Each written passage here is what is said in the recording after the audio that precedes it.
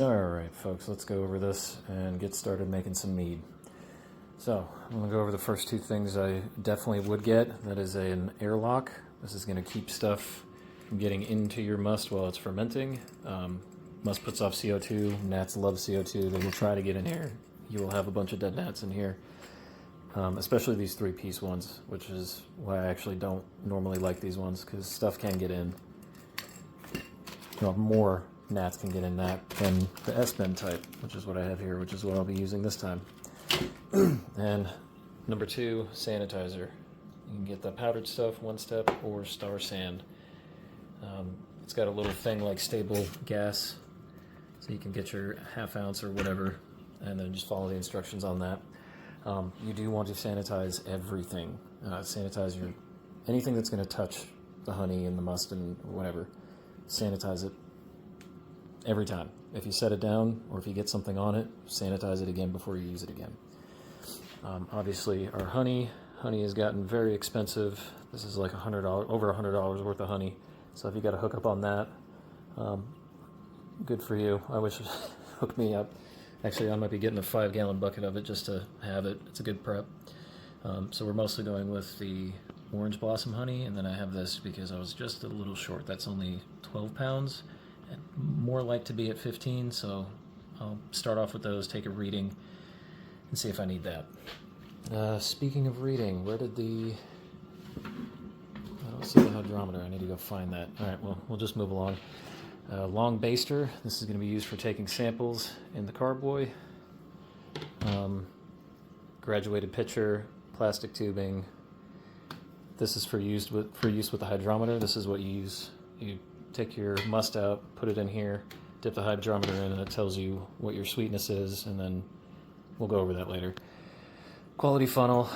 I got a whole mess of these bottles with the swing top. That's what it'll go into at a much later date. And a food-grade plastic bucket for usually sanitizing. You can use this for fermenting, as long as you have the lid and you can stick one of these guys in there. That's what the rubber grommets are for on the list. You probably want to get a smaller bung than that. Oh, a couple things. If you're going to get these glass carboys, these things were like $60 on Amazon. Do not pay that much for them.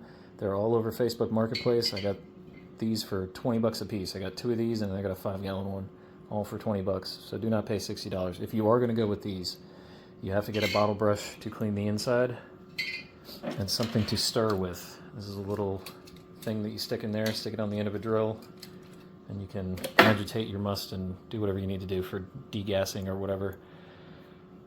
All right, that's about it to get started. So let me go find where my hydrometer is, and I can show you that. All right, so this is the hydrometer. It comes in that plastic case to protect it. It's a glass tube filled with a predetermined amount of lead for a specific buoyancy that tells you what you need to know. Let me see if I can get this to focus here.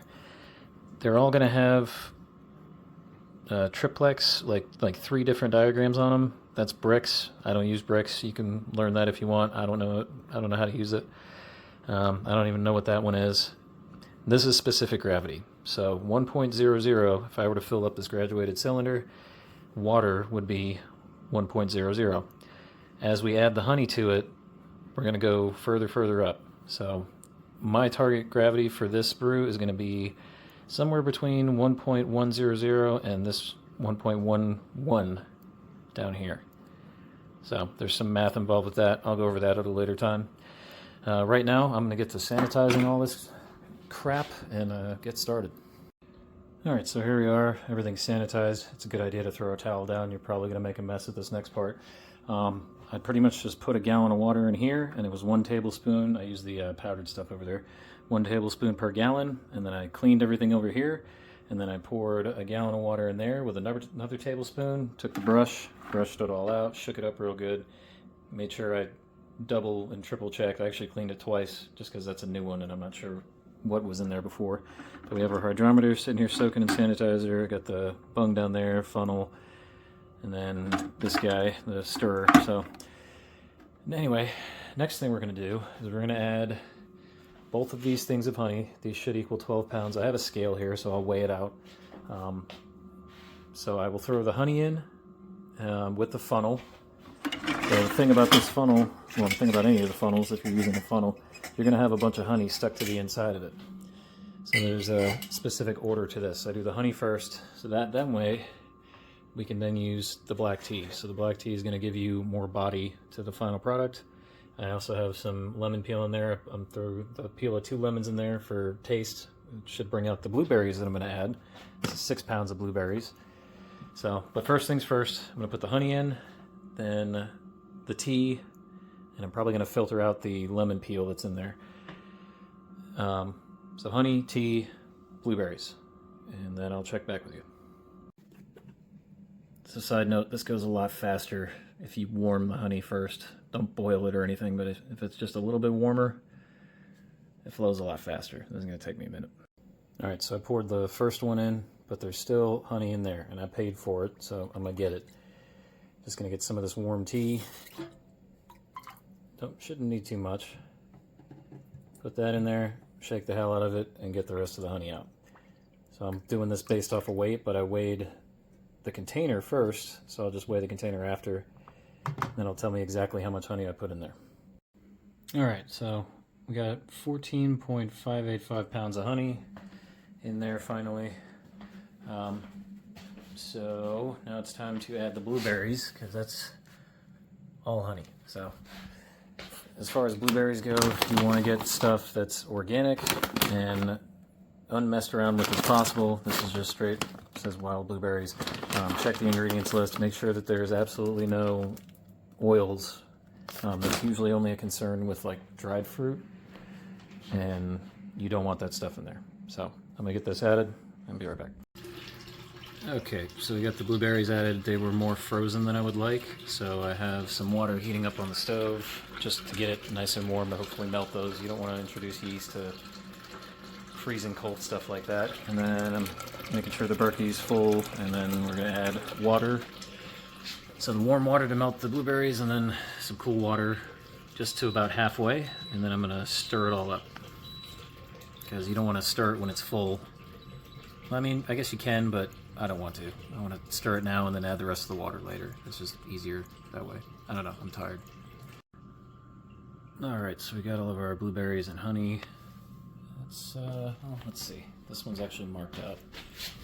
So we're at 2 gallons just of honey and blueberries. Now, these blueberries were still pretty frozen. I had them left out for a couple hours, but they're still fairly well frozen. So before I add all the water, I'm going to heat up some water, not to boiling, but just to pretty warm. So that way it'll hopefully melt those blueberries. And then for water, I'm using the Berkey. So we're on well water, not chlorinated. Good to go. Filtering just makes it taste better. Takes that sulfur smell out.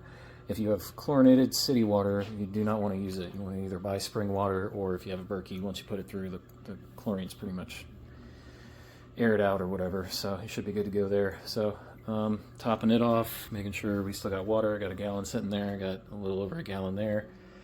So I'll add that. Well, I'm going to add it to about halfway, and then I'm going to mix it really good. And then we'll add the rest of the water. Then we'll add the yeast and the yeast nutrient, and then we will take a reading out and see what our gravity is. All right, be right back. Okay, so that was really sketchy. Make sure if you're going to add fruit that it's thawed out, as I was adding boiling hot water to this cold carboy. Can you imagine if this exploded? That would be not good. So anyway, the top of this is warm, the bottom's pretty cold. I'm going to go ahead and mix this now, add the rest of my water, and then we'll talk about the yeast. But yeah, let your fruit thaw. Alright, so I just got done mixing. One thing you want to do whenever you're mixing, or if you're doing a much smaller batch, you can do 1 gallon, whatever. You definitely want to aerate when you're starting off. You want a lot of oxygen in the very beginning. As soon as we put this yeast in and the airlock on, we don't want any more oxygen getting in here. So, but oxygen good in the beginning, bad later on. So I made sure to put the spinner up and down, make sure to kick up a lot of foam, and what are we sitting at? I think okay, so we're just under 5 gallons, so I want to add just a little bit over 5 gallons, and then we'll take a reading and go from there. Okay, we're back on the floor again. So this is all mixed up. It's just a hair over 5 gallons, probably like 5.5, which I don't know if you can see here, but the blueberries are probably about that half gallon, so we should end up with 5 gallons of product after the lease falls out and everything. So, on to the yeast. I'm using Welvin D47. This is well known for making wines, meads, other things. There's a whole bunch of different yeasts. There's champagne yeast that go up to like 18%. This one tops out at, I think, 14, which is fine by me. That's kind of the target alcohol by volume I'm going for anyway. This stuff is fairly cheap, but you can use Fleischmann's like bread making yeast. The only difference with the Fleischmann's, so this stuff flocculates and falls down on the bottom. The bread yeast kind of makes like stringy things. It's just harder to filter out and get that out, but it can be done. Usually just give it more time. And then this is Fermade O. So this is a yeast nutrient using yeast hulls. I've never used it before. I always chopped up raisins and put them in, which is the old school method. But there's arguments online over whether that's really nutrient for yeast or not. I can tell you that the 3 times that I've used it, I wasn't particularly impressed. My fermentations took a long time.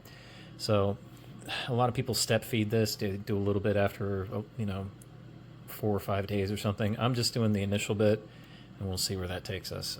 So that's 1.5 grams per gallon. So I went with 8 because we're just over 5 gallons. And then mix that with water beforehand. I'll then throw the yeast in here as well, mix it up, throw it in there, and then next time you see me, I should have the airlock on this, and I will be going to bed. Hopefully. Fingers crossed. Alright, almost forgot, but here's our reading. I don't know if y'all can see this. We are sitting right at 1.10. So right at the bottom of my target. I wanted between 1.10 and 1.11. But with all this fruit in here that's still solid and hasn't gotten, there's still sugars locked up in there, so I'm okay with that. That's probably actually going to come out to 0.11 after everything settles out. So I'm happy with that. I'm going to throw the airlock on. I'm going to throw this back in there. I'm going to throw the airlock on, write down my starting gravity, and that's pretty much it, guys. For the first few hours, I'm going to keep an eye on the airlock, because there's plenty of headspace here for, like, if this foam starts to creep up, it's when the yeast eat, they let go of a lot of CO2, and if there's a lot of foam at the top, this can just shoot out fluid. So I'm going to try to keep an eye on it for the first little bit. I don't think it's going to take off right away, but I do have some tubing that goes in the bung. You just stick that in some sanitizer so that it's just bubbling out from underneath the sanitizer, and then anything that comes out with it doesn't make a mess on your floor. I am sure I am forgetting things, but it has been a long day, so I'm going to get an airlock on this, and I'm going to go to bed, and I'm betting a week to 2 weeks, we'll come back, take another reading, and see where we're at. All right.